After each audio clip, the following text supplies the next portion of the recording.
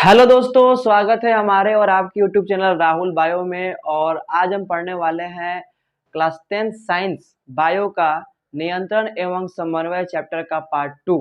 तो इसके पहले वाले वीडियो में हमने जो है पार्ट 1 को कवर किया था।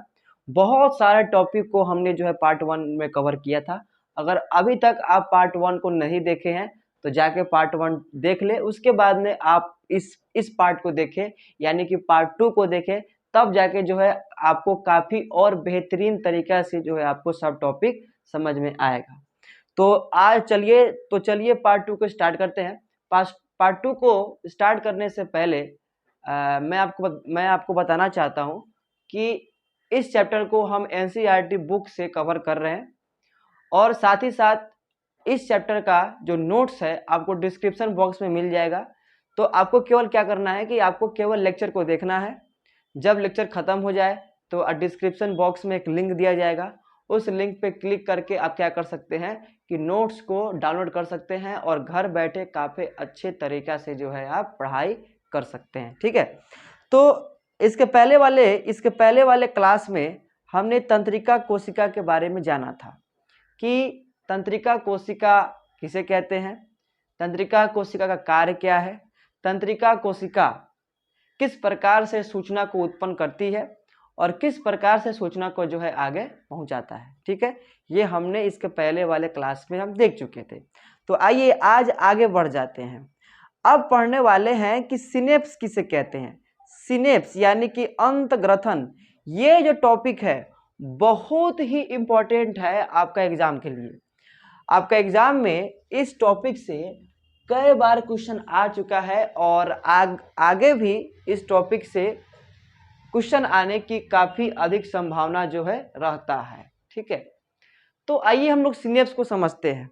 तो सिनेप्स को समझने से पहले ऊपर आपको तीन तंत्रिका कोशिका का जो है डायग्राम दिखाया जा रहा है जो एनसीईआरटी बुक से लिया गया है। ठीक है, तो ये अब देखिए, मान के चलिए कि यह तंत्रिका कोशिका सूचना को लिया। सूचना किसी भी चीज का हो सकता है, कोई घटना का हो सकता है। अब यह सूचना को विद्युत आवेग में परिवर्तित करेगा और इसको आगे लेके जाएगा। अब क्या करना पड़ेगा कि इस तंत्रिका कोशिका को सूचना को जो है इसको देना पड़ेगा, यानी कि दूसरा तंत्रिका कोशिका को। फिर ये सूचना को आगे लेके जाएगा, फिर इस तंत्रिका कोशिका को सूचना को जो है इस तंत्रिका कोशिका को देना पड़ेगा, यानी कि तीसरा नंबर तंत्रिका कोशिका को देना पड़ेगा। तब जाके जो है ये सूचना आगे मस्तिष्क तक जाएगा और मस्तिष्क यानी कि ब्रेन आगे डिसाइड करेगा कि क्या करना है। तो ये तो हो गया हम लोग का सिंपल सा बात। लेकिन अभी जो हमें समझना है वो समझना है सिनेप्स किसे कहते हैं। तो आप लोग ध्यान से देख सकते हैं कि ये दो तंत्रिका कोशिका के बीच में यहाँ पे आप खाली जगह देख रहे हैं, यहाँ पे खाली जगह देख रहे हैं। तो ये दो तंत्रिका कोशिका के बीच जो आप खाली स्थान देख रहे हैं वही है सिनेप्स। वही क्या है? सिनेप्स है। तो सिनेप्स क्या है? दो तंत्रिका कोशिकाओं के बीच रिक्त स्थान को सिनेप्स कहते हैं। ठीक है, तो यहाँ पे आप एक सिनेप्स देख रहे हैं, यहाँ पे आप एक सिनेप्स देख रहे हैं। उस सिनेप्स का कार्य क्या है? सिनेप्स का कार्य क्या है? तो मान के चलिए कि ये तंत्रिका कोशिका सूचना को लिया और सूचना को विद्युत आवेग के रूप में बना के इसको आगे पहुंचा रहा है। लेकिन यह जो दूसरा नंबर वाला जो तंत्रिका कोशिका है वो सूचना को विद्युत आवेग के रूप में नहीं ले सकता। उसका द्रुमिका जो है सूचना को विद्युत आवेग के रूप में नहीं ले सकता है। ठीक है, तो यहाँ पे क्या होगा? यहाँ पे यही होगा कि यहाँ पे जो हम लोग सिनेप्स का बात कर रहे थे, ये वाला जगह, यह वो खाली स्थान है जहाँ पे क्या होगा कि ये जो सूचना जो यहाँ से आया है, जो सूचना विद्युत आवेग के रूप में था, इस सिनेप्स वाले स्थान में क्या किया जाएगा कि सूचना को विद्युत आवेग से रासायनिक संकेत में बदल दिया जाएगा और उस रासायनिक संकेत को क्या कर पाएगा? ये दूसरा नंबर वाला तंत्रिका कोशिका ले पाएगा। ठीक है, मान के चलिए यह एक तंत्रिका कोशिका है, यह एक तंत्रिका कोशिका है। तो ये एक तंत्रिका कोशिका सूचना को विद्युत आवेग के रूप में लेके आ रहा है, यहाँ तक लाया। तंत्रिका कोशिका के सबसे लास्ट वाले सिरे पे लाया और यहाँ भी एक तंत्रिका कोशिका लगा है। तो ई जो तंत्रिका कोशिका जो सूचना को विद्युत आवेग के रूप में लाया है, अब ये चाहेगा कि इस वाले तंत्रिका कोशिका को सूचना को विद्युत आवेग के रूप में दे दे, तो यह इस तंत्रिका कोशिका से जो है सूचना को विद्युत आवेग के रूप में नहीं ले पाएगा। तो इसके बीच में जो खाली जगह देख रहे हैं, यहाँ पे वही घटना होगा। यहाँ पे क्या घटना होगा, जो ये तंत्रिका कोशिका सूचना को विद्युत आवेग के रूप में लाया है, ये खाली स्थान में क्या किया जाएगा कि उसको रासायनिक संकेत में बदला जाएगा और रासायनिक संकेत में बदलने के बाद जो है ये वाला जो तंत्रिका कोशिका है उसको दे दिया जाएगा। ठीक है, तो यही होता है। क्या होता है, बहुत आसान। सिनेप्स दो तंत्रिका कोशिकाओं के बीच का रिक्त स्थान, जहां पे क्या होता है, सूचना जो विद्युत आवेग के रूप में आया है उसको रासायनिक संकेत में बदल के अन्य तंत्रिका कोशिका को जो है दे दिया जाता है। ठीक है, और जरूरी नहीं है कि सिनेप्स केवल दो तंत्रिका कोशिका के बीच ही हो। सिनेप्स जो है तंत्रिका कोशिका और पेशी कोशिका के बीच में भी देखने को मिलता है। जैसे मान के चलिए, ये मान के चलिए पेशी कोशिका है और ये तंत्रिका कोशिका का अंतिम सिरा है। तो ये तंत्रिका कोशिका सूचना को लेके आया है और इस पेशी ऊतक को अगर देना चाह रहा है सूचना को, तो ये अगर सूचना इस पेशी ऊतक को विद्युत आवेग के रूप में सूचना को देगा तो ये नहीं ले पाएगा। तो इसके बीच में रिक्त स्थान होगा जो उसको रासायनिक संकेत में बदल देगा, तब जाके ये पेशी ऊतक इस तंत्रिका कोशिका का सूचना को ले पाएगा। ठीक है, तो सिनेप्स दो प्रकार के होते हैं, एक जो तंत्रिका कोशिका के बीच में होते हैं और एक जो पेशी ऊतक के बीच में होते हैं। पेशी ऊतक और तंत्रिका कोशिका के बीच में होते हैं। ठीक है, तो ये आप लोगों को समझ में आ रहा है, ये 3 फोटो इसीलिए दिखाया गया था। ठीक है, तो वही दिया गया है, सिनेप्स दो तंत्रिका कोशिका के बीच का मध्य खाली स्थान है जहां तंत्रिकाक्ष से प्राप्त की गई, रुकिए एक बार इसको मिटा देते हैं, जहां तंत्रिकाक्ष से प्राप्त की गई सूचना को विद्युत आवेग से रासायनिक संकेत में परिवर्तित करके दूसरे तंत्रिका कोशिका के द्रुमिका को दे दिया जाता है। ठीक है, बहुत सिंपल, वही बात जो आपको बताए थे, यानी यहाँ पे वही बताया गया है कि सिनेप्स दो तंत्रिका कोशिकाओं के बीच का रिक्त स्थान है जहाँ पे सूचना को विद्युत आवेग से रासायनिक संकेत में परिवर्तित किया जाता है और अगला जो तंत्रिका कोशिका के जो द्रुमिका है उसको जो है दे दिया जाता है। ठीक है, तो आपको ये याद रखना है क्योंकि ये टॉपिक बहुत ही इम्पोर्टेंट टॉपिक है। चलिए आइए अब आगे बढ़ते हैं। आगे का टॉपिक क्या है, अब नेक्स्ट टॉपिक वही सिनेप्स ही है, लेकिन थोड़ा सा हम लोग जो है थोड़ा सा एडवांस तरीका से हम लोग सिनेप्स को समझते हैं। ठीक है, आपको क्लास 10th के हिसाब से आपको बता दिए, लेकिन थोड़ा सा और एडवांस हो जाए ताकि जो भी डाउट है वो पूरा कंप्लीट हो जाएगा। ठीक है, यहाँ पे वही बात लिखा गया है फर्स्ट में कि सिनेप्स दो तंत्रिका कोशिकाओं के बीच का जुड़ाव बिंदु है, यानी कि दो तंत्रिका कोशिका के बीच का जो है वो जुड़ाव बिंदु जो है वो सिनेप्स कहलाता है। जैसे मान के चलिए कि ये वाला एक हम लोग का तंत्रिका कोशिका है। ठीक है, ये तंत्रिका कोशिका है और यहाँ नीचे एक तंत्रिका कोशिका है। तो ये जिस बिंदु पे जुड़ रहा है यही वो बिंदु है जहाँ पे ये दोनों तंत्रिका कोशिका जुड़ रहे हैं, तो ये जुड़ाव बिंदु क्या होगा, सिनेप्स कहलाएगा। ठीक है, यहाँ तक कोई दिक्कत नहीं है। चलिए आगे बढ़ते हैं। सिनेप्स, अब मुख्य रूप से सिनेप्स बनता कैसे है, तो यहाँ पे आप एक नंबर में एक देख रहे हैं तंत्रिका कोशिका। ठीक है, और यहाँ पे जो है यहाँ एक आपको तंत्रिका कोशिका दिखाया गया है। तो ध्यान से देखिए कि ये तंत्रिका कोशिका का अंतिम सिरा है और ये दूसरे तंत्रिका कोशिका का जो पहला वाला सिरा है और इसके बीच का जो आप देख रहे हैं खाली स्थान, यही क्या है, वो सिनेप्स है। जहाँ पे क्या किया जा रहा है, आप लोग को फोटो में दिखाई दे रहा होगा, सूचना ये आया है और सूचना को जो है क्या बोलते हैं, रासायनिक संकेत में यहाँ पे क्या किया गया है, बहुत सारे पुटिकाओं में के रूप में परिवर्तित कर दिया गया है और यही पुटिका क्या कर रहा है, आगे जाके सूचना को यहाँ पे छोड़ रहा है, तब जाके जो ये सूचना जो है अगला वाला तंत्रिका कोशिका ले पा रहा है। ठीक है, इसीलिए आपको याद रखना है दो तंत्रिका कोशिकाओं के बीच का रिक्त स्थान। ठीक है, लेकिन थोड़ा सा और हम लोग एडवांस तरीका से देखते हैं। तो आइए यहाँ पे क्या लिखा गया है कि सिनेप्स का निर्माण पूर्व सिनेप्टिक झिल्ली तथा पोस्ट सिनेप्टिक झिल्ली से होता है। ठीक है। अब देखिए यहाँ पे आप ध्यान से देख सकते हैं, यहाँ पे पूर्व सिनेप्टिक झिल्ली यहाँ पे आपको दिखाई दे रहा हो, यहाँ पे ये यानी कि सिनेप्स, ये वाला सिनेप्स है। तो इस सिनेप्स के पहला वाला झिल्ली, तो पहला वाला झिल्ली कौन है, ये वाला झिल्ली है पूरा।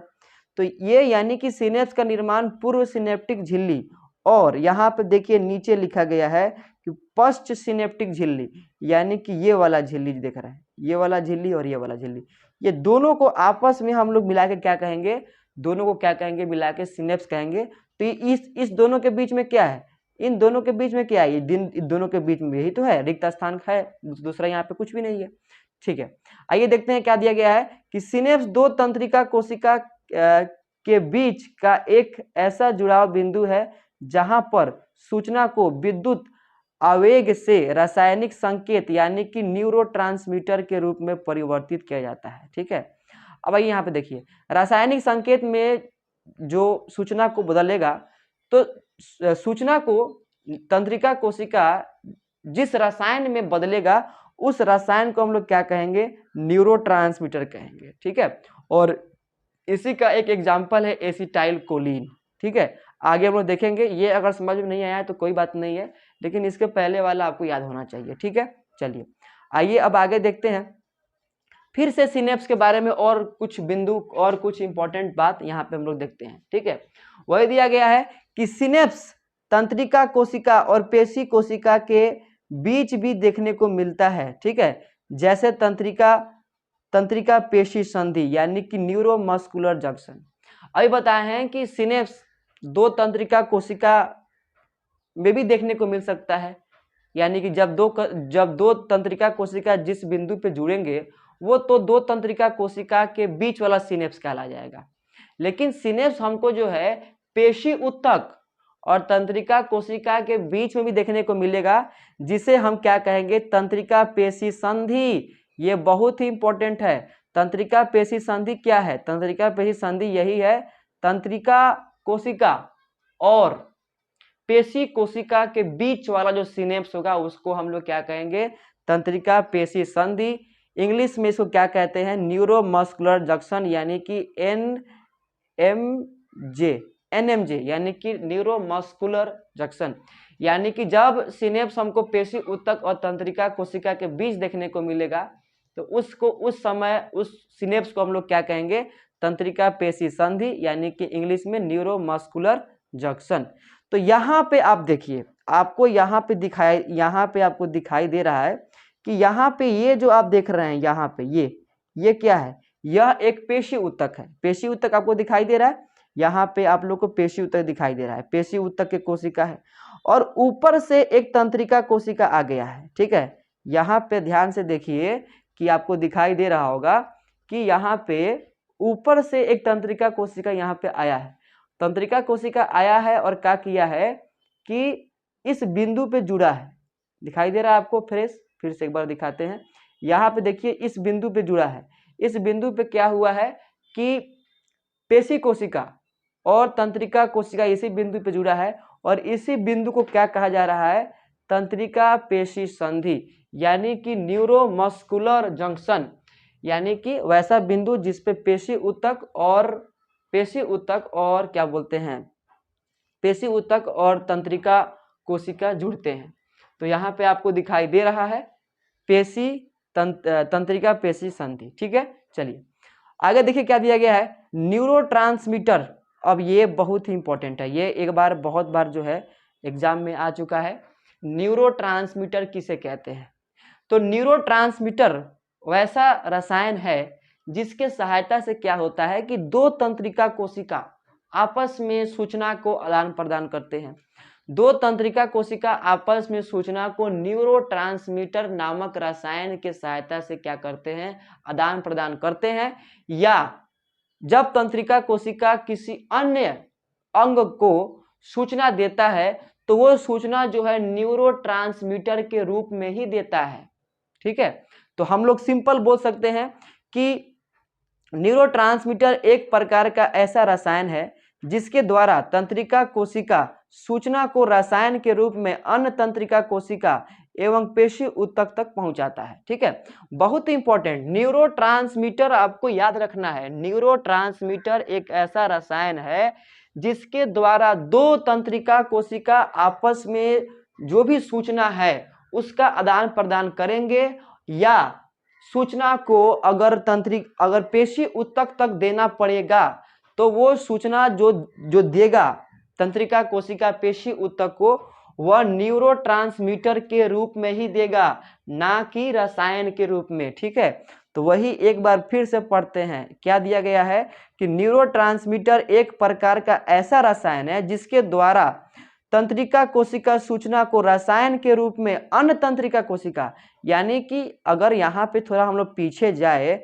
तो अगर ये तंत्रिका कोशिका अगर इस तंत्रिका कोशिका को सूचना अगर देने चाहेगा तो वो किस रूप में देगा, न्यूरोट्रांसमीटर के रूप में देगा। ठीक है, या चलिए या तो ये हो गया, या तो ये तंत्रिका कोशिका अगर नीचे अगर एक पेशी ऊतक है, अगर उसको सूचना अगर देना चाह रहा है कि मान के चलिए कि पेशी ऊतक को सिकुड़ने के लिए बोल रहा है या फैलने के लिए बोल रहा है, तो ये भी एक सूचना है। तो उस समय भी सूचना जो है तंत्रिका कोशिका न्यूरोट्रांसमीटर के रूप में ही आगे पहुंचाएगा। तो वही बात यहाँ पे जो है लिखा गया है। तो इस प्रकार से क्या हो गया, हम लोग का सिनेप्स जो है कंप्लीट हो गया। यहाँ पे हम लोग सिनेप्स देख रहे हैं तंत्रिका कोशिका और पेशी कोशिका के बीच, जिसको हम लोग तंत्रिका पेशी संधि कहते हैं, और यहाँ पे हम लोग दो तंत्रिका कोशिकाओं के बीच का सिनेप्स को जो है हम लोग देख रहे हैं। ठीक है, चलिए आइए अब नया टॉपिक देखते हैं। अब जो हम लोग का टॉपिक है, टॉपिक का नाम है मानव तंत्रिका तंत्र। ठीक है, तो बताए थे कि मानव में नियंत्रण एवं समन्वय दो प्रकार से हो सकता है।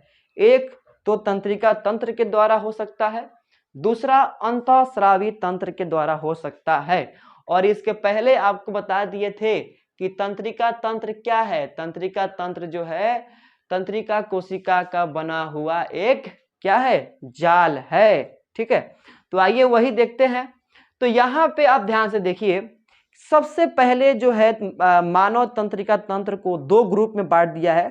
पहला ग्रुप, पहला समूह जिसको केंद्रीय तंत्रिका तंत्र कह रहे हैं, और दूसरा कौन है, परिधीय तंत्रिका तंत्र। तो आइए समझते हैं कि केंद्रीय तंत्रिका तंत्र क्या है और परिधीय तंत्रिका तंत्र क्या है। यानी कि तंत्रिका तंत्र का वह हिस्सा जो आपके शरीर के बिल्कुल बीचों बीच देखने को मिले, वो क्या कहलाएगा, वो कहलाएगा केंद्रीय तंत्रिका तंत्र। जैसे अगर शरीर के अगर बीचों बीच अगर देखेंगे तो हमारा जो सर है, हम लोग का जो खोपड़ी है, उस खोपड़ी में मस्तिष्क देखने को मिलेगा जो शरीर के बिल्कुल बीच में है। तो ये जो है कि ये हम लोग का मस्तिष्क किस में आएगा, मस्तिष्क किस में आएगा, केंद्रीय तंत्रिका तंत्र में। उसके बाद में तंत्रिका तंत्र का वह भाग जो बीच में है उसको क्या कहेंगे, केंद्रीय तंत्रिका तंत्र, जिसमें एक मस्तिष्क आ गया। उसके बाद में मस्तिष्क के बाद मस्तिष्क से एक पतला सा धागा जैसा बहुत सारा तंत्रिका कोशिका जो है निकलता है। कहाँ से निकलता है, ये जो बीच में यहाँ पे जो रीढ़ का हड्डी होता है उससे निकलता है, जिसको बोलते हैं मेरुरज्जु। तो मेरुरज्जु भी क्या है, केंद्रीय तंत्रिका तंत्र का भाग है, और मस्तिष्क भी क्या है, केंद्रीय तंत्रिका तंत्र का भाग है। ठीक है, जैसे कि यहाँ पे देख लीजिए, मान के चलिए ये यहाँ पे ये जो है मस्तिष्क बनाया गया था, मस्तिष्क को समझाने के लिए है, और ये वाला यहाँ से लेकर जो यहाँ तक है वो क्या है, वह है मेरुरज्जु। ठीक है, तो अगर इसको, इस ड्राइंग को अगर हम लोग फुलफिल करते हैं यहाँ पे, तो इसके ऊपर खोपड़ी होगा, खोपड़ी होगा, यहाँ पे गर्दन होगा, गर्दन के बाद यहाँ से कुछ इस प्रकार से वो उसका व्यक्ति का हाथ होगा, और बीचों बीच यहाँ पे जो है रीढ़ का हड्डी होगा। तो ये यहाँ पे हम लोग क्या देख रहे हैं, यहाँ पे ये देख रहे हैं कि सर के अंदर ये लाल रंग का दिखाई दे रहा है, वो मस्तिष्क है जो शरीर के बिल्कुल बीचों बीच है। और वही सर आगे जाके एक पतला सा डंठल में जाके खुल रहा है, जिसको हम लोग क्या कहेंगे, जिसको हम लोग कहेंगे मेरुरज्जु। तो देखिए यहाँ पे आप लोग ध्यान से देखिए, आप लोग को यहाँ पे दिखाई दे रहा है कि ये जो भाग है, ये वाला भाग क्या है, शरीर के बिल्कुल बीचों बीच है, इसीलिए इसको हम लोग क्या कहेंगे, केंद्रीय तंत्रिका तंत्र। उसके बाद में तंत्रिका तंत्र का वह भाग जो शरीर के बीचों बीच नहीं है, साइड में है, जैसे मान के चलिए यहाँ से बहुत सारा तंत्रिका कोशिका यहाँ से ऐसे निकलेगा, फिर यहाँ से ऐसे निकलेगा, फिर यहाँ से ऐसे निकलेगा, यहाँ से ऐसे निकल के बहुत सारा अलग अलग अंग में जाएगा। तो वो किस में चला आएगा? वह चला आएगा परिधीय तंत्रिका तंत्र में, यानी कि पीएनएस। सीएनएस का फुल फॉर्म होता है सेंट्रल नर्वस सिस्टम, यानी कि जो बिल्कुल बीच में हो शरीर के, और पीएनएस का हो गया पेरिफेरल नर्वस सिस्टम। यानी कि अभी अगर हम खड़े हैं तो आपको सेंटर यानी कि शरीर के बीचों बीच तंत्रिका तंत्र का दो भाग देखने को मिल रहा है। एगो हम लोग का खोपड़ी में क्या है? मस्तिष्क है, और इसी खोपड़ी से पीछे रीढ़ के हड्डी से एक पतला सा बहुत सारे न्यूरॉनों का जाल की तरह जो है निकला है, रस्सी की तरह, जिसको हम लोग क्या कहते हैं? मेरुरज्जु। ठीक है, तो आप लोगों को समझ में आ रहा है केंद्रीय तंत्रिका तंत्र, और उसके बाद में यहाँ पे परिधीय तंत्रिका तंत्र, यानी कि जो केंद्रीय तंत्रिका तंत्र में ना होके उसके साइड में हो, बीच में ना होके साइड में हो। जैसे मान लीजिए यहाँ से कुछ तंत्रिका कोशिका हमारे हाथ तक गया होगा, फिर यहाँ पे कमर से बहुत सारा तंत्रिका कोशिका पैर तक गया होगा। तो ये पैर क्या है? शरीर के केंद्र में नहीं है, तो ये इसके अंदर जो भी तंत्रिका तंत्र आएगा सब परिधीय तंत्रिका तंत्र में आएगा। ठीक है, यहाँ तक कोई दिक्कत नहीं है। आइए आगे बढ़ते हैं। तो वही बताए, अभी आपको बताए कि केंद्रीय तंत्रिका तंत्र के दो भाग है, एक हम लोग का मस्तिष्क है और दूसरा हम लोग का है मेरुरज्जु, जो अभी आपको हम समझा रहे थे। मस्तिष्क कहाँ होता है? मस्तिष्क होता है सर में। मेरुरज्जु कहाँ होता है? मेरुरज्जु होता है रीढ़ के हड्डी से जो है गुजरा हुआ एक बहुत सारे तंत्रिका कोशिका का जाल। ठीक है, तो ये जो ड्राइंग बनाया गया है उसमें आपको वही बताया गया है। ध्यान से देखिए कि ये मस्तिष्क जो लिखा गया है, ये मस्तिष्क ये वाला भाग है, लाल रंग का जो बनाया गया है वो वाला, और नीचे जो देख रहे हैं मेरुरज्जु, ये जो है इसका ये है मेरुरज्जु। ठीक है, तो यानी कि आप लोग को समझ में आ रहा है कि केंद्रीय तंत्रिका तंत्र के दो भाग है, एक है हम लोग का मस्तिष्क और एक है हम लोग का कौन सी? एक है हम लोग का मेरुरज्जु। ठीक है, यहाँ तक कोई दिक्कत नहीं है। उसके बाद में अब तो इसका तो बंटवारा हो गया। किसका बंटवारा हो गया? अब बंटवारा हो गया केंद्रीय तंत्रिका तंत्र का। परिधीय तंत्रिका तंत्र को दो ग्रुप में बांट दिया गया है। एक है तंत्रिकाओं यानी कि नर्व, जो पूरे शरीर में बिछा हुआ है कि ना, और उसके बाद में है एक स्वायत्त तंत्रिका तंत्र। ठीक है, स्वायत्त तंत्रिका तंत्र यानी कि ऑटोनॉमिक नर्वस सिस्टम, इसको दो ग्रुप में बांट दिया गया है। चलिए आगे बढ़ते हैं। अब देखिए यहाँ पे तंत्रिकाएं जो है दो प्रकार के हो सकते हैं, एक तो है कपाल तंत्रिका और एक है हम लोग का मेरु तंत्रिका। ठीक है, तो आइए जाते हैं पीछे देखते हैं। कपाल तंत्रिका वैसा तंत्रिका होगा जो कपाल से यानी कि सर से निकलेगा। यहाँ पे देख रहे हैं, यहाँ से जो भी तंत्रिका कोशिका निकल रहा है ये सब क्या कहलाएगा? सब कहलाएगा कपाल तंत्रिका। लेकिन ऐसा तंत्रिका कोशिका जो यहाँ से निकलेगा यानी कि निकलेगा मेरुरज्जु से, वो क्या कहलाएगा? वो कहलाएगा मेरु तंत्रिका। और देखिए ये जो भी तंत्रिका कोशिका को हम लाइन के द्वारा बनाए हैं, ये शरीर के बीच में नहीं है, ये जो है शरीर के परिधीय भाग में है। ठीक है, तो यहीं पे आप लोग को यही आपको बताना था इस फोटो के द्वारा। तो यानी कि आगे हम लोग देख चुके कि तंत्रिकाओं को दो समूह में बांट दिया गया है, एक कपाल तंत्रिका और एक कौन सी? एक मेरु तंत्रिका। कपाल तंत्रिका ऐसा तंत्रिका कोशिका जो कपाल से निकलता है, और मेरु तंत्रिका कोशिका ऐसा तंत्रिका कोशिका जो निकलता है मेरुरज्जु से। ठीक है, उसके बाद में आगे बढ़ेंगे तो स्वायत्त तंत्रिका तंत्र को दो ग्रुप में बांट दिया गया है। एक है अनुकंपी तंत्रिका तंत्र और एक है परानुकंपी तंत्रिका तंत्र। यानी कि एक का नाम है सिंपैथेटिक नर्वस सिस्टम और एक का नाम है पारासिम्पैथेटिक नर्वस सिस्टम। यानी कि ऑटोनॉमिक नर्वस सिस्टम को दो समूह में बांट दिया गया है। एक है सिंपैथेटिक न्यूरल सिस्टम या नर्वस सिस्टम, और एक है हम लोग का पारासिम्पैथेटिक नर्वस सिस्टम। तो सिंपैथेटिक नर्वस सिस्टम क्या है ये समझिए।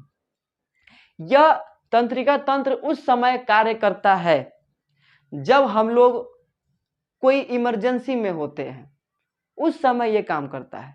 और क्या बोलते हैं? पारासिम्पैथेटिक यानी कि पारानुकंपी तंत्रिका तंत्र हमारे शरीर में उस समय काम करता है जब हम लोग जो है बिल्कुल समान स्थिति में होते हैं। ठीक है, ये आप लोग को समझ में आ रहा होगा। जब हम बिल्कुल समान स्थिति में होंगे तो उस समय जो है हम लोग का पारा अनुकंपी तंत्रिका तंत्र जो है काम करता है, और जब हमारे लिए कुछ आपातकालीन जैसा स्थिति हो जाता है तो उस समय जो है क्या बोलते हैं कि अनुकंपी तंत्रिका तंत्र यानी कि सिंपैथेटिक नर्वस सिस्टम जो है काम करता है। अब कैसे, कुछ एग्जाम्पल को लेके हम लोग समझते हैं। मान के चलिए कि अभी आप आराम से बैठ के पढ़ रहे हैं, तो आपका जो हृदय जो धड़क रहा है, हृदय को धड़काने वाला कौन है? ऑटोनॉमिक नर्वस सिस्टम, जो अपने आप धड़कता है। ठीक है ना, ये तो नहीं होता है कि हमको खुद सोचना पड़ता है कि आज हृदय धड़काना है, चाहे कल जो है धड़काना भूल ही गए। तो ये ऐसे अंग जो बहुत, जिसका कार्य करना बहुत आवश्यक है, उस सबको काम करवाने वाला कौन है? स्वायत्त तंत्रिका तंत्र यानी कि ऑटोनॉमिक नर्वस सिस्टम। और उसमें से दो भाग है, एक है अनुकंपी, इसको मिटा देते हैं, एक है अनुकंपी तंत्रिका तंत्र और एक है पारा अनुकंपी तंत्रिका तंत्र। तो मान के चलिए कि वह हृदय को धड़काना है। ठीक है, अभी आप आराम से बैठ के पढ़ रहे हैं, आपके लिए कोई इमरजेंसी का बात नहीं है, तो आपका हृदय जो नॉर्मल धड़क रहा है, नॉर्मल रफ्तार से। क्यों? क्योंकि उस समय पारा अनुकंपी जो है आपका हृदय को धड़का रहा है। लेकिन क्या हो जाए, कोई घटना घट जाए, जैसे मान के चलिए कि कोई आपके रूम में, मान के चलिए कि आपको कुछ जो है डरावना चीज आप देख लिए, तो आपका हृदय का इस धड़कने का दर जो है काफी बढ़ गया, तो उस समय पारानुकंपी काम नहीं करेगा, उस समय जो है अनुकंपी तंत्रिका तंत्र का काम करेगा और आपके हृदय को जो धड़काने का जो काम है वो उसको जो है स्पीड कर देगा। ठीक है, यहां तक समझ में आ रहा है?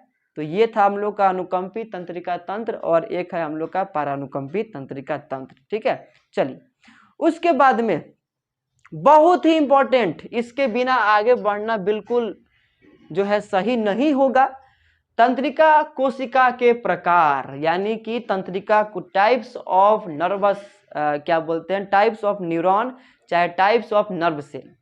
तो हमारे शरीर में मुख्य रूप से देखा जाए तो 3 प्रकार के तंत्रिका कोशिका होते हैं। कितने प्रकार के होते हैं? 3 प्रकार के। पहला है हम लोग का संवेदी तंत्रिका, दूसरा है प्रतिसारण तंत्रिका और तीसरा है प्रेरक तंत्रिका। ठीक है, तो आप लोग को याद रखना है कि 3 प्रकार के तंत्रिका होते हैं। एक ऐसा जिसको हम लोग बोल रहे हैं, क्या बोल रहे हैं? जिसको बोल रहे हैं संवेदी तंत्रिका, दूसरा है प्रतिसारण तंत्रिका और तीसरा है हम लोग का प्रेरक तंत्रिका। तो संवेदी तंत्रिका ऐसा तंत्रिका जो क्या करता है कि सूचना को लेता है, सूचना को ढोने का काम करता है। कहां से? जैसे मान के चलिए यहाँ पे हाथ है, हाथ में मान के चलिए कि एक कील चुभ गया, तो यहाँ इस कील चुभने का सूचना जो आगे मस्तिष्क तक लेके जाएगा, वो तंत्रिका कोशिका क्या कहलाएगा? क्या कहलाएगा वो तंत्रिका कोशिका? वो तंत्रिका कोशिका कहलाएगा संवेदी तंत्रिका कोशिका। यानी कि संवेदी तंत्रिका कोशिका ऐसा तंत्रिका कोशिका जो सूचना को किसी अंग से लेकर केंद्रीय तंत्रिका तंत्र तक पहुंचाता है। केंद्रीय तंत्रिका तंत्र यानी कहने का अर्थ है कि मेरुरज्जु या मस्तिष्क तक पहुंचाता है। वैसे को हम लोग क्या कहते हैं? संवेदी तंत्रिका यानी कि सेंसरी नर्व। ठीक है, आप लोगों को समझ में आ रहा है? आपको हम एग्जाम्पल भी दे दिए, यहाँ पे कोई कुछ नोखिला चीज हल गया तो ये सूचना जो आगे जाएगा केंद्रीय तंत्रिका तंत्र, यानी कि या तो ये भेज सकता है मेरुरज्जु में या भेजेगा मस्तिष्क में। तो ये दोनों यानी कि केंद्रीय तंत्रिका तंत्र तक जो पहुंचाने का काम जो कर रहा है तंत्रिका कोशिका, वो कौन सा होगा? वो होगा संवेदी तंत्रिका, वो कहलाएगा। ठीक है, उसके बाद में है प्रतिसारण तंत्रिका। प्रतिसारण तंत्रिका यानी कहने का अर्थ है कि प्रतिसारण तंत्रिका हम लोग को देखने को मिलता है केंद्रीय तंत्रिका तंत्र में, जो क्या करता है कि सूचना का निर्धारण करता है, यानी कि कौन सा कार्य करवाना है, कौन सा कार्य नहीं करवाना है, इस कार्य का निर्धारण जो है कौन करवाता है? प्रतिसारण यानी कि इंटर न्यूरॉन प्रतिसारण तंत्रिका। ठीक है, उसके बाद में है यहाँ पे लिखा भी गया है कि सूचना को अंगों से केंद्रीय तंत्रिका तक लेकर जाता है। कौन? संवेदी तंत्रिका। प्रतिसारण तंत्रिका यानी कहने का अर्थ है कार्य का निर्धारण करता है, यानी कि ये मुख्य रूप से लेता है डिसीजन, कौन सा काम करना है कौन सा काम नहीं करना है। ये जो है डिसीजन लेने का काम कौन करेगा? हम लोग का प्रतिसारण तंत्रिका। उसके बाद में है प्रेरक तंत्रिका यानी कि मोटर न्यूरॉन। मोटर न्यूरॉन ऐसा तंत्रिका कोशिका होता है जो क्या करता है कि सूचना को केंद्रीय तंत्रिका तंत्र से लेकर अंगों तक पहुंचाता है। ठीक है, जैसे मान के चलिए यहाँ पे हाथ में कील चुभा, इस कील चुभने का सूचना संवेदी तंत्रिका कोशिका ले गया हम लोग का केंद्रीय तंत्रिका तंत्र यानी कि मस्तिष्क में ले गया। मस्तिष्क में है प्रतिसारण तंत्रिका जो डिसीजन लिया कि क्या करना है, हाथ को पीछे खींचना है कि हाथ से कील को निकालना है कि हाथ पे पट्टी लगाना है, ये डिसीजन ये ले लिया। यहाँ पे डिसीजन ले लिया, लेकिन कोई ना कोई तो तंत्रिका कोशिका होना चाहिए जो इस सूचना को लेकर आएगा फिर हमारे हाथों तक, ताकि इस हाथ को पीछे खींचे, इस हाथ को दबाए या इस हाथ को बचाए उस कील से। तो ये जो सूचना लेके आएगा तंत्रिका कोशिका, उसको हम लोग क्या कहेंगे? प्रेरक प्रेरक तंत्रिका यानी कि मोटर न्यूरॉन। देखिए, सूचना को केंद्रीय तंत्रिका तंत्र से अंगों तक लाता है, बहुत ही इंपॉर्टेंट है।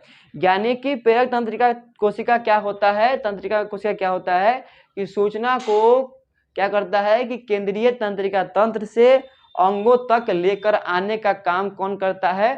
प्रेरक तंत्रिका करता है। बहुत आसान सिंपल सा। संवेदी तंत्रिका सूचना को लेकर जाता है केंद्रीय तंत्रिका तंत्र में। प्रतिसारण तंत्रिका सूचना का करता है निर्धारण, कौन सा काम करना है कौन सा काम नहीं करना है। प्रेरक तंत्रिका यानी कि ऐसा तंत्रिका कोशिका जो क्या करेगा कि जो सूचना का किया गया है निर्धारण, यानी कि जो काम का किया गया है निर्धारण, उस कार्य के सूचना को लेकर अंगों तक पहुंचाएगा।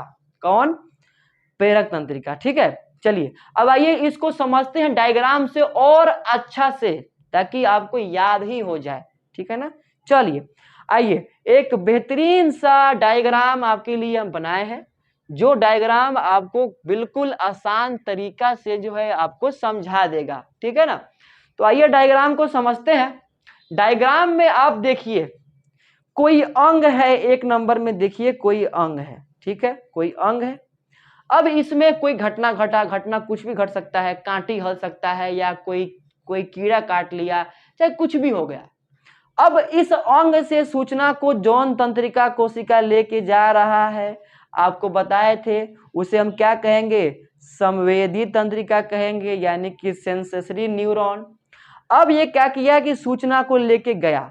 सूचना को कहाँ ले गया? ये वाला हम लोग का केंद्रीय तंत्रिका तंत्र है। आपको बताए हैं कि केंद्रीय तंत्रिका तंत्र में मस्तिष्क आता है और आता है मेरु रज्जु। तो यानी कि इस सूचना को कहाँ लेके चला गया? कहाँ लेके चला गया? केंद्रीय तंत्रिका तंत्र में। अब केंद्रीय तंत्रिका तंत्र में क्या है? इस तंत्रिका तंत्र में हम लोग का प्रतिसारण तंत्रिका कोशिका है, जो कार्य का करेगा निर्धारण कि क्या करना है। उसके बाद में यहाँ पे कार्य का हो गया निर्धारण। अब क्या होगा? इस सूचना को आगे जौन तंत्रिका कोशिका लेके जा रहा है कि हाँ हाथ खींचना है, चाहे हाथ को पकड़ना है, चाहे जो भी कुछ करना है, तो इस सूचना को जौन तंत्रिका कोशिका आगे लेके जा रहा है, इसे हम लोग क्या कहेंगे?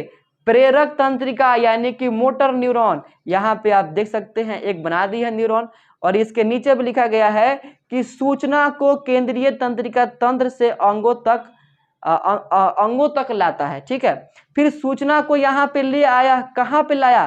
पेशी ऊतक में ले आया। और पेशी ऊतक में जब भी लाएगा सूचना को, तो क्या होगा? पेशी ऊतक में देखने को मिलेगा संकुचन, यानी कि सिकुड़ेगा, फैलेगा, और जिस कारण से क्या हो जाएगा? अनुक्रिया हो जाएगा, यानी कि काम हो जाएगा।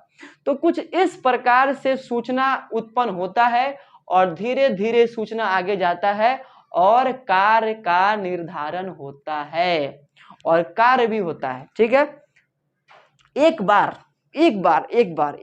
फिर से, ठीक है, क्योंकि बिल्कुल समझ में ही आना चाहिए, एकदम क्लास में ही याद हो जाए, दोबारा फिर देखने का कोई जरूरत नहीं मिले।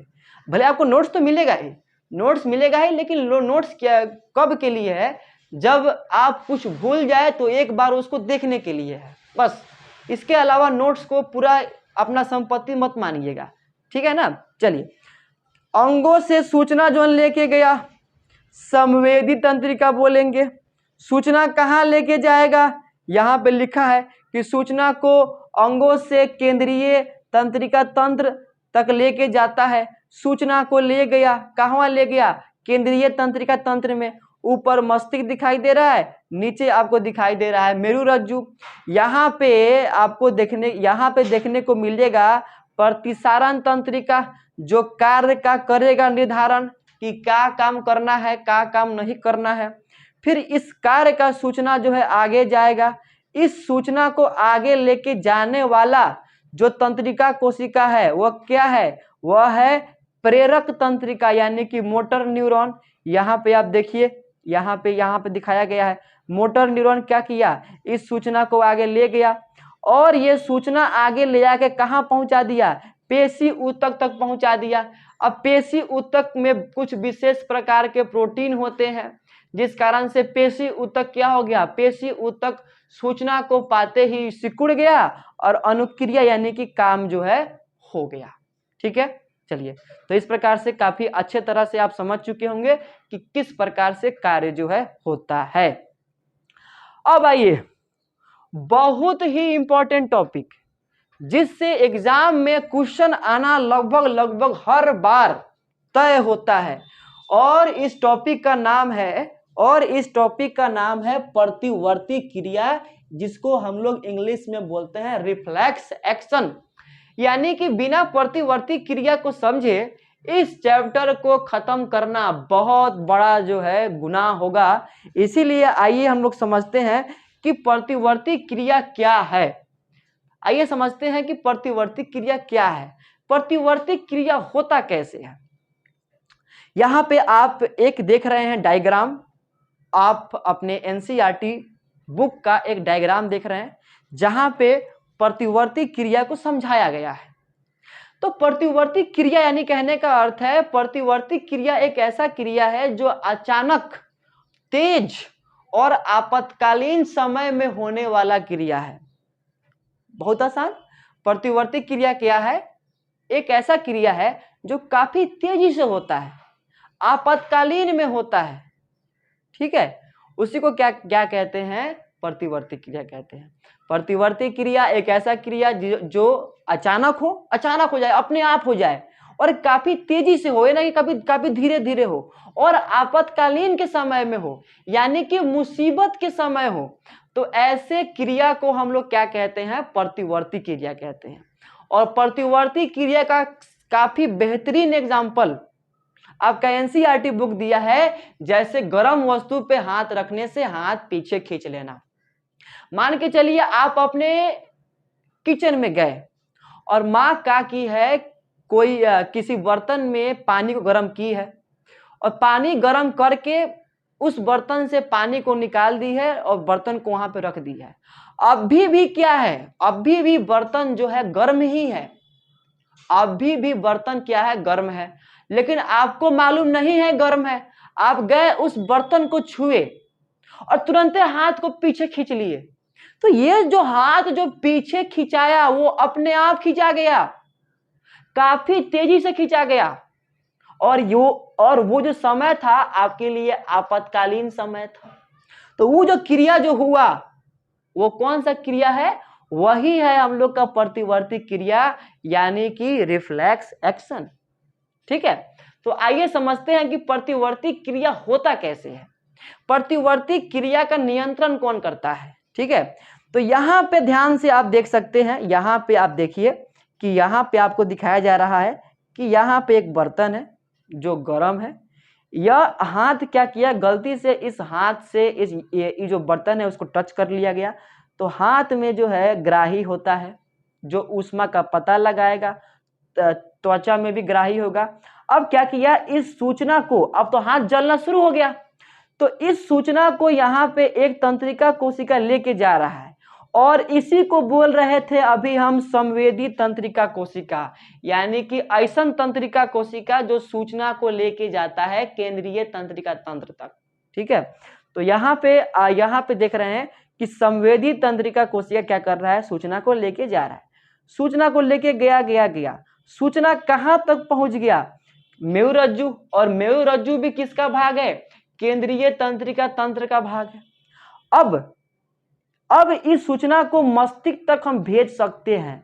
अब इस सूचना को जो है हम मस्तिष्क तक यानी कि ब्रेन तक भेज सकते हैं। ठीक है, लेकिन क्या होगा, अगर इस सूचना को मस्तिष्क तक अगर भेजा जाएगा तो क्या होगा, जाएगा सूचना मस्तिष्क तक, फिर मस्तिष्क में पाए जाने वाला प्रतिसारण तंत्रिका कोशिका क्या करेगा, कार्य का करेगा निर्धारण, फिर सूचना आएगा, फिर कहाँ आएगा सूचना, वापस जो मोटर यानी कि यहाँ पे आप नाम देखे थे, यानी कि प्रेरक तंत्रिका क्या करेगा, उस सूचना को मस्तिष्क से लाएगा, कहाँ लाएगा, मेरुरज्जु के पास, फिर मेरुरज्जु से फिर एक और जो प्रेरक तंत्रिका है वो सूचना को लेके आएगा, तब जाके जो है हाथ खिंचाएगा, तब जाके जो है हम लोग का हाथ जो है बच पाएगा उस आग से, उस गर्म चीज से। तो बताइए कि इस स्थिति में आपका हाथ पूरा जल जाएगा, क्योंकि काफी समय लग जाएगा सूचना को जाने में, सूचना को आने में। तो इस समय क्या करना पड़ेगा कि हम सूचना को जो है मस्तिष्क तक नहीं, यहाँ पे क्या करेंगे कि हम लोग सूचना को मस्तिष्क तक नहीं भेजेंगे, क्योंकि सूचना को अगर मस्तिष्क तक अगर भेजा जाएगा तो काफी देरी हो जाएगा, काफी समय लग जाएगा। तो यहाँ पे क्या होगा, यहाँ पे आप ध्यान से देखिए कि सूचना को ले गया तंत्रिका कोशिका, कौन तंत्रिका कोशिका, संवेदी, और ये जब सूचना गया मेरुरज्जु में, तो मेरुरज्जु में यहाँ पे आप देखिए ध्यान से, आपको देखने को मिल रहा है प्रतिसारण तंत्रिका, जो क्या करेगा, कार्य का कर लेगा निर्धारण कि क्या करना है, और ये जो है फिर ये प्रतिसारण तंत्रिका क्या करेगा कि सूचना को आगे जो है प्रेरक तंत्रिका कोशिका के द्वारा भेजेगा, और ये जो सूचना जो है यहाँ पे कहाँ पे चला आएगा, ये सूचना ये हाथ में जो पेशी ऊतक है उसके पास आएगा, और जिस कारण से क्या होगा, पेशी ऊतक को सूचना मिलेगा, किस रूप में मिलेगा, न्यूरोट्रांसमीटर के रूप में मिलेगा, और जिस कारण से क्या होगा, हाथ को जो है पीछे खींच लिया जाएगा और हाथ जलने से जो है बच जाएगा। ठीक है, तो यहाँ पे आपको याद रखना है कि प्रतिवर्ती क्रिया का नियंत्रण जो है कौन करता है, मेरुरज्जु करता है, ना कि मस्तिष्क। मस्तिष्क इसीलिए नहीं करता क्योंकि अगर मस्तिष्क तक अगर सूचना भेजा जाता तो काफी समय लग जाता, जिस कारण से हम लोग का अंग जो है उस उद्दीपन के कारण नष्ट हो जाता। इसीलिए सूचना को जो है मस्तिष्क तक नहीं पहुंचाया गया। बहुत इंपॉर्टेंट, बहुत ही इजी है, आप समझने का प्रयास करिए। समझ में नहीं आ रहा है तो एक दो बार वीडियो को पीछे करिए, फिर देखिए, समझ में बिल्कुल जरूर आएगा। ठीक है, आइए इससे भी थोड़ा आसान तरीका से देखते हैं हम लोग। ठीक है ना, चलिए यहाँ पे आइए देखते हैं आगे। अब यहाँ पे उसी प्रतिवर्ती क्रिया को अच्छे तरीका से, काफी आसान तरीके से समझाया गया है। इस डायग्राम को हम पहले भी देखे थे। मान के चलिए कोई अंग है, वो जलना शुरू हो गया, तो सूचना कौन लेके जाएगा, संवेदी तंत्रिका। अभी आपको बताए हैं। सूचना को कहाँ ले गया, सूचना को ले गया केंद्रीय तंत्रिका तंत्र में। लेकिन यहाँ पे मेन बात यह है कि सूचना को यहाँ ले गया, कहाँ ले गया, मेरुरज्जु के पास। इस मेरुरज्जु से अगर फिर जाता सूचना मस्तिष्क के पास, फिर यह मस्तिष्क देता सूचना मेरुरज्जु के पास, फिर यहाँ से आता हाथ में सूचना, तो क्या होता, हम लोग का हाथ जो है नष्ट हो जाता, वो अंग जो है खत्म हो जाता। तो इसमें क्या होगा कि जब संवेदी तंत्रिका जो है सूचना को लेके जाएगा मेरुरज्जु के पास, मेरुरज्जु के अंदर होगा प्रतिसारण तंत्रिका। यहाँ पे आप देखिए, यहाँ पे दिखाया गया है बीच में एक तंत्रिका कोशिका है, इसको हम लोग क्या कह रहे हैं, प्रतिसारण तंत्रिका। ये होगा और ये क्या कर लेगा, ये कार्य का कर लेगा निर्धारण कि कौन सा काम करवाना है। फिर इस सूचना को आपको बताया है कि प्रेरक तंत्रिका जो है लेके जाएगा और ये जो है हाथ का जो भी पेशी ऊतक है वहां तक सूचना पहुंचाएगा। हाथ जो है, हाथ का पेशी ऊतक में संकुचन होगा, अनुक्रिया हो जाएगा और हाथ जो है पीछे खींच जाएगा। ठीक है, यही चीजवा को यहाँ भी बताया गया है। सूचना को लेके गया, कौन ले गया, संवेदी तंत्रिका कोशिका ले गया। कहाँ ले गया, मेरुरज्जु के पास ले गया। यहाँ पे देखने को मिला कौन चीज, यहाँ पे देखने को मिला प्रतिसारण तंत्रिका कोशिका। फिर ये सूचना जो है कौन लेके आया, ये सूचना लेके आया प्रेरक तंत्रिका और इस प्रकार से सूचना कहाँ लेके आया, हाथ में जो पेशी ऊतक है वहां तक लाया। पेशी ऊतक में संकुचन हुआ और कार्य हो गया और हाथ जो है क्या होगा, अब यहाँ पे क्या होगा कि हाथ जो है ऊपर की तरफ खींच जाएगा और ये हाथ जो है इस गर्म वस्तु से जलने से बच जाएगा। ठीक है, चलिए ये हो गया। अब तो हम लोग समझ चुके हैं प्रतिवर्ती क्रिया क्या है। प्रतिवर्ती क्रिया वह क्रिया है जो अचानक होती है, तेज होती है और जिसका नियंत्रण कौन करता है, मेरुरज्जु करता है। ठीक है, ये हो गया। उसके बाद में वही बातवा लिखा गया है, किसी उद्दीपन के प्रति अचानक और तेज की गई क्रिया प्रतिवर्ती क्रिया कहते हैं, क्या कहलाती है। ठीक है ना, किसी उद्दीपन के प्रति अचानक और तेज अगर कोई क्रिया हो रहा है तो वो क्या कहलाएगा, प्रतिवर्ती क्रिया। ठीक है, वही दिया गया है कि प्रतिवर्ती क्रिया आपातकालीन के समय में होता है, यानी इमरजेंसी में होता है। अभी आप बैठे हैं आराम से पढ़ रहे हैं तो अभी आपका प्रतिवर्ती क्रिया नहीं हो रहा है, लेकिन अभी आप बैठे हैं, अगर आप पीछे अगर आप किसी कुर्सी पे बैठ के पढ़ रहे हैं, पीछे से अगर कोई टच कर दे तुरंत ही आप स्पीड से पीछे देखिएगा, तो ये प्रतिवर्ती क्रिया है। ठीक है, चलिए आगे देखते हैं। उसके बाद में क्या दिया है, प्रतिवर्ती क्रिया का नियंत्रण मस्तिष्क के द्वारा ना होकर मेरुरज्जु के द्वारा होता है। ये लाइन बहुत इंपॉर्टेंट है, ये आपका एग्जाम में आ सकता है। ठीक है ना, चलिए जैसे किसी गर्म वस्तु पर हाथ रखने पर तुरंत हाथ पीछे खींच लेना, ये किसका एग्जाम्पल है, यह एग्जाम्पल है प्रतिवर्ती क्रिया का। ठीक है, तो यहाँ पे आप देख सकते हैं प्रतिवर्ती क्रिया किस प्रकार से होता है और उसका एग्जाम्पल भी आपको याद रखना है। गर्म वस्तु पे हाथ रखने से हाथ को पीछे खींच लेना, यह क्या है, यह एक प्रतिवर्ती क्रिया का एग्जाम्पल है और यहीं पे वही एनसीईआरटी का फोटो से जो है बताया गया है। ठीक है, ये तो समझ चुके हैं हम लोग। आइए आगे बढ़ते हैं। ठीक है, वही दिया गया है, प्रतिवर्ती क्रिया हमारे लिए अति आवश्यक है। प्रतिवर्ती क्रिया के कारण ही हमारे बहुत सारे अंग उद्दीपन के कारण नष्ट होने से बच जाते हैं। अगर यह क्रिया हमारे शरीर में नहीं होगी तो हमारा बहुत सारा अंग उद्दीपन के कारण नष्ट हो जाएगा। बहुत ही इंपॉर्टेंट लाइन यहाँ पे बताया गया है कि अगर प्रतिवर्ती क्रिया अगर नहीं होता, अगर वहां पे अगर सिंपल क्रिया देखने को मिलता तो सूचना जाता धीरे धीरे मस्तिष्क के पास, फिर मस्तिष्क जो है सूचना को भेजता मेरुरज्जु के पास, फिर मेरुरज्जु से सूचना आता फिर अंगों के पास, तब जाके वो अंग जो है पीछे की तरफ वो हाथ खींचता, तब जाके जो है हम लोग जो है उस उद्दीपन के कारण से बच पाते। लेकिन तब तक जो है क्या होता, तब तक काफी देरी हो जाता।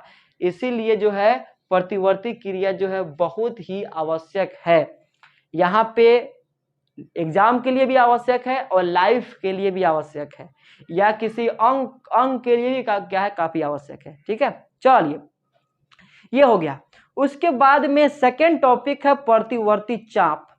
तो प्रतिवर्ती चाप को भी समझना बहुत ही आवश्यक है, जिसको इंग्लिश में क्या कहते हैं, रिफ्लेक्स आर्क कहते हैं। ठीक है, तो सिंपल सा प्रतिवर्ती क्रिया आपको याद है तो प्रतिवर्ती चाप जो है याद करने में कोई दिक्कत नहीं है। तो यानी कि जिस रास्ता पे, जिस पथ पे प्रतिवर्ती क्रिया के दौरान सूचना गमन करती है तो उसी पथ को हम लोग क्या कहते हैं, प्रतिवर्ती चाप कहते हैं। बिल्कुल आसान, यानी कि प्रतिवर्ती क्रिया के दौरान जिस पथ पे सूचना विद्युत आवेग के रूप में गमन करती है उसी को हम लोग क्या कहते हैं, प्रतिवर्ती चाप कहते हैं। जैसे कि अगर हम लोग यहाँ पे आएंगे, थोड़ा सा पीछे फिर आएंगे, देखना चाहेंगे फोटो। यहाँ पे देखिए सूचना जो है कैसे कैसे गमन किया है। तो यहाँ पे आप लोग ध्यान से देखिए, यहाँ पे सूचना यहाँ से चलना शुरू हुआ, ऐसे करते करते करते हाथ से जाते हुए कहाँ चला गया, मेरुरज्जु में गया। मेरुरज्जु में कार्य क्या हुआ डिसीजन की क्या करना है, फिर ये सूचना ऐसे होते हुए जो है हाथ पे आ गया, और यहाँ पे क्या हो गया, यहाँ पे क्रिया हो गया। तो यानी कि ये जो डायग्राम बनाया गया है बैगनी रंग से, ये वही रास्ता है जिस रास्ता पे सूचना गमन किया है।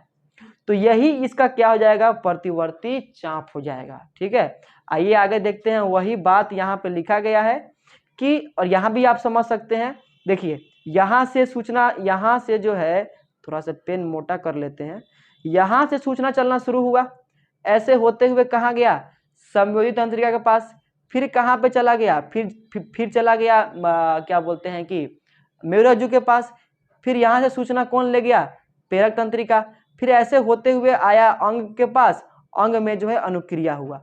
तो यहाँ पे ये यहाँ से लेकर यहाँ तक जो हम लोग देख रहे हैं, यहाँ से लेकर यहाँ तक, यह वह रास्ता है जिसपे क्या हुआ है, सूचना गमन किया है। किस रूप में गमन किया है, विद्युत आवेग के रूप में गमन किया है। तो ये क्या कहलाएगा, ये कहलाएगा प्रतिवर्ती चाप कहलाएगा। ठीक है, अब तो आप समझ चुके होंगे। चलिए देखते हैं, पेन थोड़ा पतला कर लेते हैं। प्रतिवर्ती, ये तो हम देख चुके हैं ना।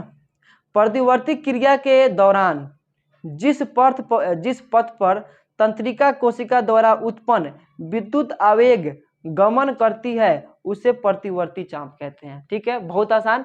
यानी कि प्रतिवर्ती क्रिया के दौरान जिस रास्ता पे, जिस पथ पे सूचना गमन करती है वो क्या कहलाता है, वो कहलाता है प्रतिवर्ती चाप कहलाता है। ठीक है, चलिए आगे बढ़ते हैं हम लोग।